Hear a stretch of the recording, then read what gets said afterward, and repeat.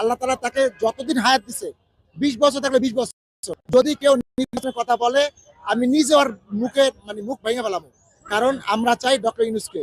Doctor Yunus হচ্ছে মুসলমানের সরকার, আল্লাহ তাআলার বাহিনী। আমি মনে করি রাসূল সাল্লাল্লাহু আলাইহি ওয়াসাল্লামে জানি না ডক্টর ইউনূস আল্লাহ তাআলা কি মনে করে তাকে পাঠাইছে। মানে আমরা মনে মনে যাকে চাইছি আল্লাহ সুবহানাহু ওয়া তাআলা ডক্টর ইউনূসকে ওইভাবেই পাঠাইছে।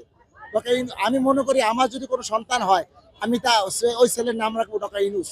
আমি ডক্টর ইউনূসের ব্যাপারে 100-তে 100। ভবিষ্যৎ বাংলাদেশ গড়তে, নির্ভেজাল বাংলাদেশ গড়তে, দুর্নীতিমুক্ত বাংলাদেশ গড়তে, বিশ্বের মাঝে বাংলাদেশকে উঁচু করে দাঁড়াতে বাংলাদেশে ডক্টর মোহাম্মদ ইউনূসের কোনো বিকল্প নাই। ডক্টর মোহাম্মদ ইউনূস আরো কিছুদিন থাক এবং এ বাংলাদেশকে আরো উচ্চ শিখরে নিয়ে যাক, কলঙ্ক মুক্ত হোক। আপনার কাছে জানতে চাচ্ছি যে অন্যান্য বছর নারীদের একটু নিরাপত্তার ঘাটতি থাকে বলে মনে হয়, এবার নারীদের নিরাপত্তাটা আপনার কাছে কেমন মনে হচ্ছে? এবার নারীদের নিরাপত্তাটা আমাদের কাছে খুব ভালো মনে হচ্ছে। মানে আমি খুবই হ্যাপি আর খুব ভালো লাগছে আজকে এখানে এসে নারীদের নিরাপত্তার জিনিসটা এভাবে ভালোভাবে খেয়াল করা হচ্ছে। আর পুলিশকে অসংখ্য ধন্যবাদ, ডক্টর মোহাম্মদ ইউনূসকে অসংখ্য ধন্যবাদ। আচ্ছা, আপনি যে এখানে এসেছেন আপনার কেমন লাগছে? ভালো লেগেছে। এবারে নারীদের নিরাপত্তাটা কেমন? আমার কাছে তো ভালোই মনে হলো, কোনো সমস্যা হয়নি। আচ্ছা, অন্যান্য বছরের তুলনায় এবছর পার্থক্যটা কি পাচ্ছেন আসলে? পার্থক্য এবছর আগের বছরের থেকে এবছর মানে বেশি সিকিউর ফিল করছি। এই যে এত সুন্দর নিরাপত্তার জন্য ডক্টর ইউনূসকে কিছু বলবেন কিনা? ধন্যবাদ জানাই ডক্টর ইউনূসকে। আম্মু, তোমার কেমন লেগেছে? ভালো। অনেক ভালো।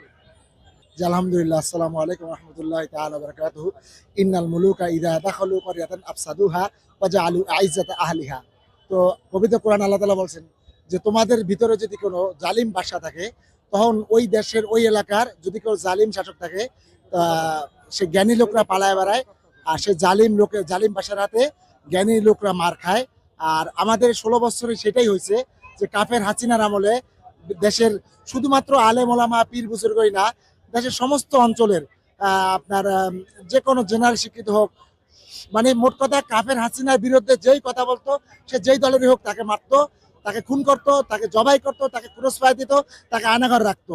তো আলহামদুলিল্লাহ আলহামদুলিল্লাহ, আল্লাহ তাআলার অশেষ কুদরত। ডক্টর ইউনূস সাহেবের নাম 5 তারিখের আগে কেউ জানতো না।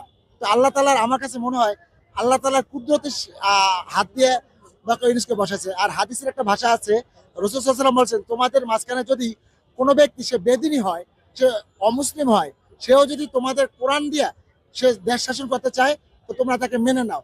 যদি কোনো ব্যক্তি ইসলামিক শাসন দিয়া